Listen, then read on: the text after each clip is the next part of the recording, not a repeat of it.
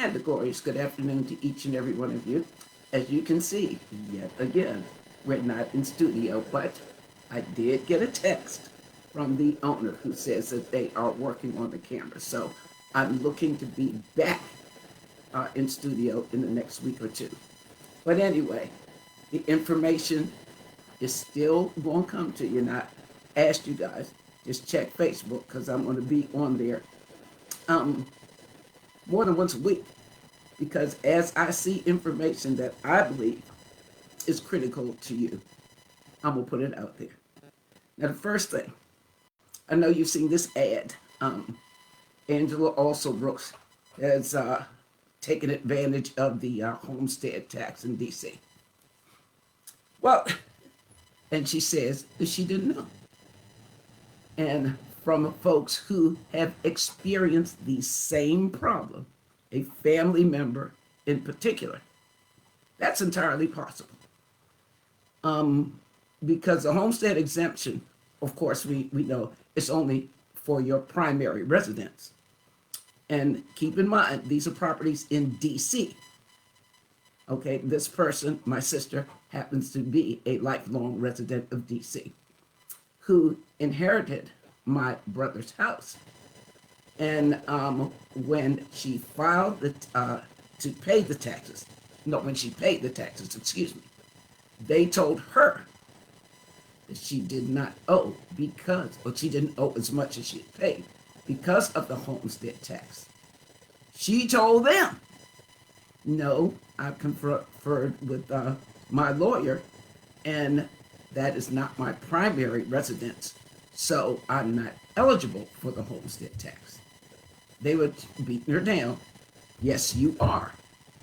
So, and this was under Anthony Williams and Adrian Fenty's administration, where all of this stuff got all jacked up. But at any rate, when she called to alert them, they also told her that folks in Congress, in the federal government, sitting in the House and in the Congress, in the Senate, were taking advantage of that as well. And now, just now, in the Bowser administration, are they going back to review that because they're saying these folks were not eligible and they do owe because they were not, that's not their primary residence. I'm saying all of that to say it is entirely possible that she did not know, and she is now correcting it.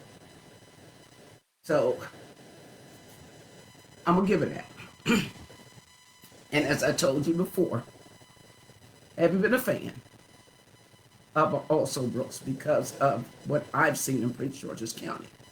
Semicolon, however, I do know that party numbers, i.e. Democrats and Republicans in the two chambers of Congress are crucial. So that is why she will be getting my vote. Okay, moving on.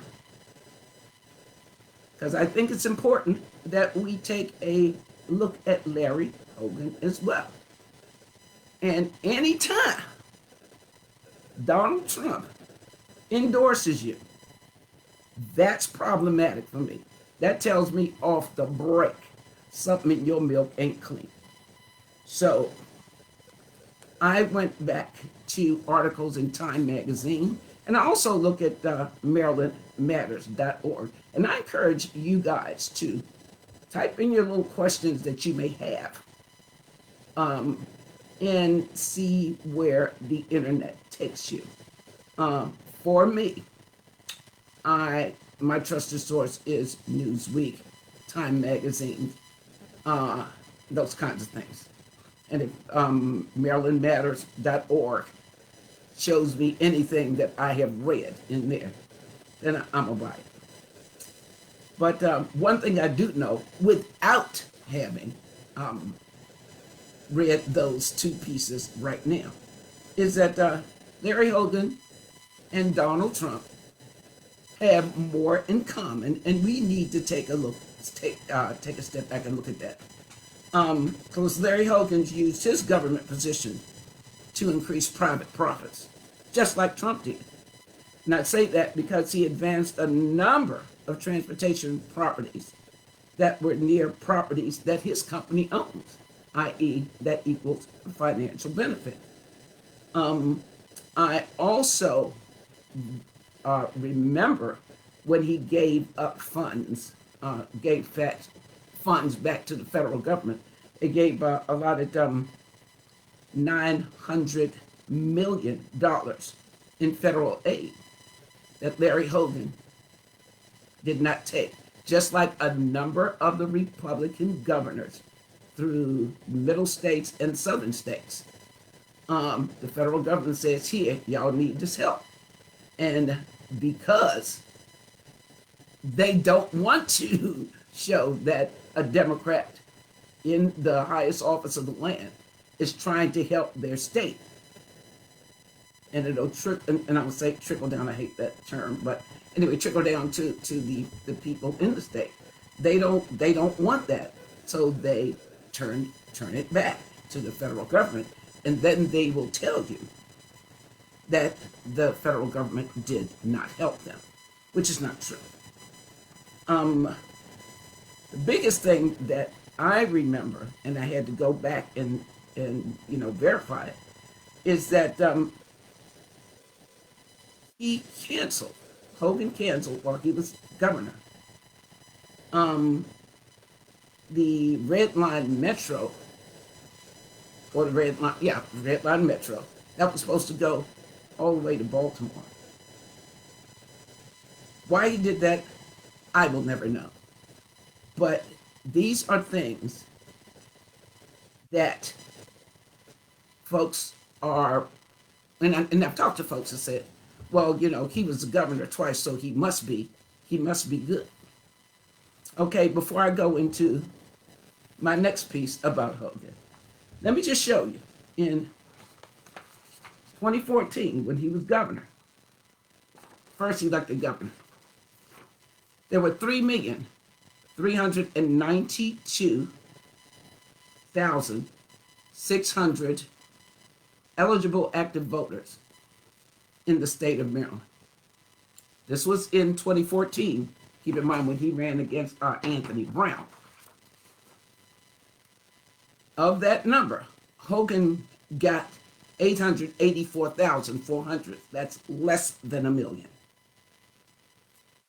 Brown got 818,890 for a total of 1,703,290 active voters who actually voted. So that leaves 1,689,300 folks who did not vote. When folks tell me Black folks, especially Latino folks, especially, were behind him, just look at the numbers. People lie, numbers don't. Okay, and as I've told you before, in the last election, at least got 1 million votes, but there were 3,954,027 active voters in the state of Maryland. He got 1,275,644. Those are his numbers from his last stint as governor. You see that number of folks who did not vote at the bottom? Elections have consequences. And whether or not you show up, you vote. How about we work to vote for interests, our own interests? Now, I already told you that the DC government made errors allowing people who own properties in DC to get the homestead tax break. I already told you that. That was the DC government. And again, you had folks who were allowed that advantage but knew they weren't eligible for it, called it to the attention of the powers that be in the district, and the district poo-pooed them away. And that's long story short. So as I see it, when she says she didn't know, I can take her word for that because I know people personally who did not know or who tried to, or who did pay their bill, excuse me. And folks who didn't pay the bill are now being assessed interest on that money that they didn't know that they owed. I hope that's not too confusing. But coming back to Maryland, well, I guess I never left Maryland. First, Hogan's been endorsed by Trump. That's suspect to me. As I said, the Washington Monthly on January 12th, 2020, this was 4 years ago, they shined a light on Hogan and compared him to Trump. And as I told you, they used their position to make money. Because Hogan always says he's a small business owner. That is some fragganagle. Bama is raking in hand over fist. He is cut and dry, pure and simple. Okay, here's some things that I remember. And again, I had to go back and look them up to make sure that I'm giving out accurate information. He called for the teachers union during COVID to ignore the COVID warnings and to have them come back into school for in-person or a hybrid learning. And that's whether or not they took a shot. He kept pressing it in the press, in the media. And it took the teachers' unions to force a lawsuit before he backed off. But you think about that. We got a pandemic. He mismanaged a lot of our money when he sent bought kits from overseas that were no good, and then had to spend some more of our money on half of that number to get some decent kits. But anyway, the fact that he did that during COVID, it was a business play. It was no public interest and again, we know that the kids suffered because kids do need socialization. I don't disagree with that. But during the pandemic, you're going to force people of all ages, particularly elderly people who were most vulnerable, to come back into a situation that you're not going to monitor or control because you said, Hogan, out of your mouth. You come back in whether you had the shot or not. Because businesses were pressing him to reopen because they were losing money. That was, as I see, the driving force behind all of that. I do know also, and I just got this verified in Maryland Matters, 119 Maryland schools had COVID outbreaks. One of those schools my grandsons went to, that was Tasker in Bowie. So we took them out of school and homeschooled them.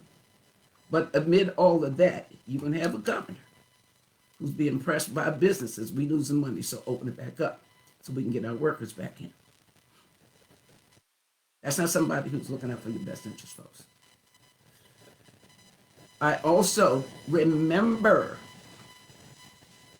reading that he vetoed legislation to gradually increase the minimum wage to $15 an hour. I also remember him vetoing a bill requiring workers to be given 5 days a year for sick leave. And he also vetoed paid family and medical leave insurance.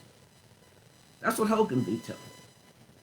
Now, earlier on, I forget when I told you, it may have been earlier this week,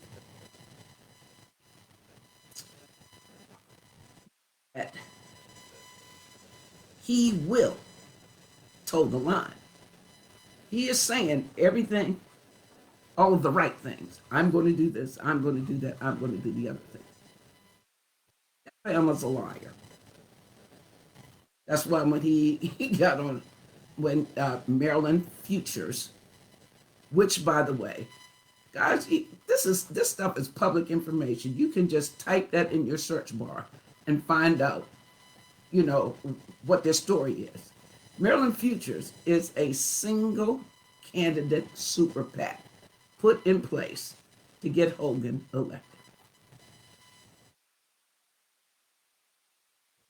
I'm going to say that again for the people in the back. Maryland Futures, the folks who are putting those attack ads out on Alsobros, is a single candidate super PAC in support of Larry Hogan. That's their whole job. And granted, the fact that the amnesty program was, and I'm going to say that she had property in D.C. and took advantage of the amnesty program.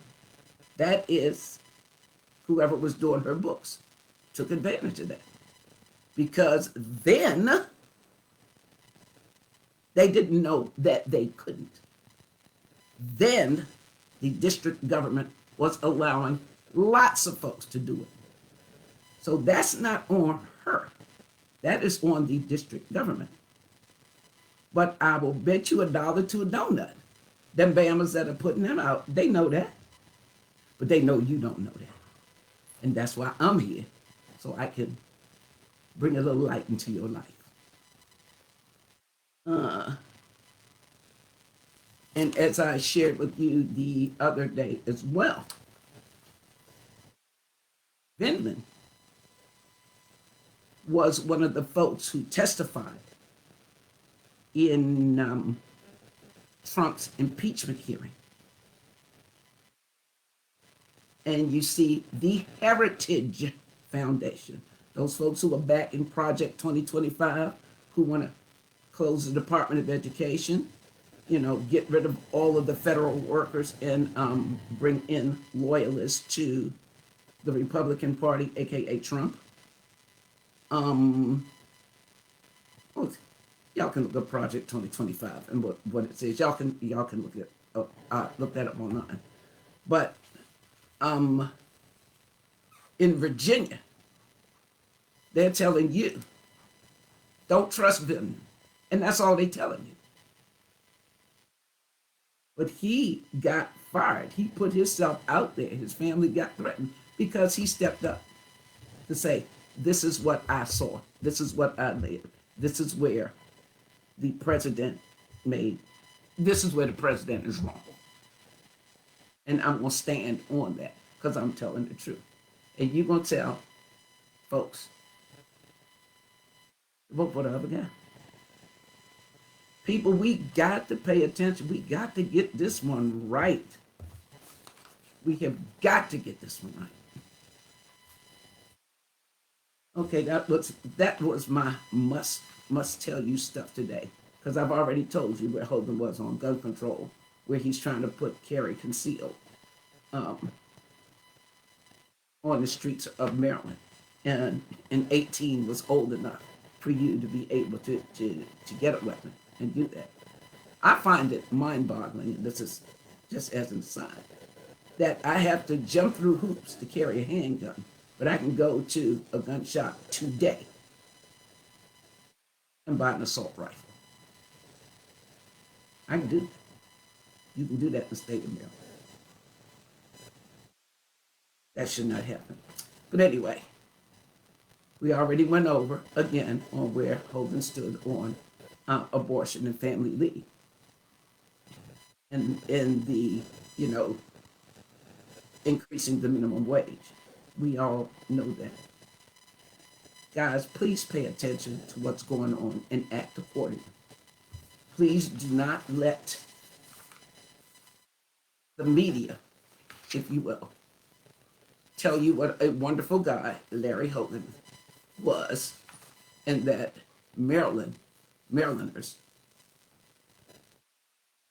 black folks especially, love him and let him in office. Mm-mm. At some point, people, we've got to participate in our own rescue. And I hear folks saying how Democrats take the black vote for granted or take the minority vote for granted. But here is the bottom line, people. Clear away all the minutia. The bottom line is if Republicans have their way and they doing all kinds of things across the states to cheat and to get minorities off of the voting rolls. If they win, your choice is gone. If they win, an employer can work you for as long as he or she wants and not pay you overtime. If they win, you may have public school to send your kid to, but those schools will not get any kind of federal aid, period. And we do have that now. If they win, will not have federal workers. Your job is gone if you're a federal government employee. Ain't no whole lot to that. So that's all stuff that's under Project 2025 that they swear they know nothing about. And by the way, J.D. Vance said, I will lie if it'll get you to pay attention to. I did not miss that. So there's where you have the Republican side. And on the Democratic side, you have democracy and choice. To my mind, that's not a contest. And in closing, for all of you forward Democrats who are wanting to be a legitimate party, number one. Number two, who are voting for Kamala Harris, because I got the email. And Larry Hogan, where is your head? Where is it?